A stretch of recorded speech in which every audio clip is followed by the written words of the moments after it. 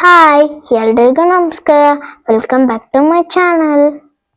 ನಾನಿವತ್ತು ನಿಮಗೆ ನನ್ನ ಸ್ಪೆಷಲ್ ಆಗಿ ಮಾಡಿರೋ ಸ್ನ್ಯಾಕ್ಸ್ನ ತೋರಿಸ್ತೀನಿ.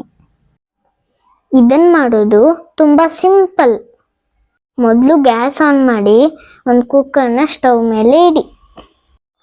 ಆಮೇಲೆ ಪಾಪ್ಕಾರ್ನ್ ಪ್ಯಾಕೆಟ್ನ ತಗೊಂಡು ಪಾಪ್ಕಾರ್ನ್ನ ಕುಕ್ಕರ್ಗೆ ಹಾಕಿ. ಆಮೇಲೆ ಎಲ್ಲ ಪಾಪ್ಕಾರ್ನನ್ನು ಕುಕ್ಕರ್ಗೆ ಹಾಕಿ ಸ್ಪೂನ್ ತಗೊಂಡು ಚೆನ್ನಾಗಿ ಮಿಕ್ಸ್ ಮಾಡ್ಕೊಳ್ಳಿ. ಆಮೇಲೆ ಗ್ಯಾಸ್ನ ಲೋ ಫ್ಲೇಮ್ ಮಾಡಿಕೊಂಡು ಕುಕ್ಕರ್ ಲಿಡ್ಡನ್ನು ಕ್ಲೋಸ್ ಮಾಡ್ಕೊಳ್ಳಿ. ನೆನಪಲ್ಲಿ ಕುಕ್ಕರಿಂದ ವಿಸಿಲ್ನ ಸಪ್ರೇಟ್ ಮಾಡ್ಕೊಳ್ಳಿ. ರೆಡಿ 1 2 3. ಇವಾಗ ಟೇಸ್ಟಿ ಪಾಪ್ಕಾರ್ನ್ ರೆಡಿಯಾಗಿದೆ.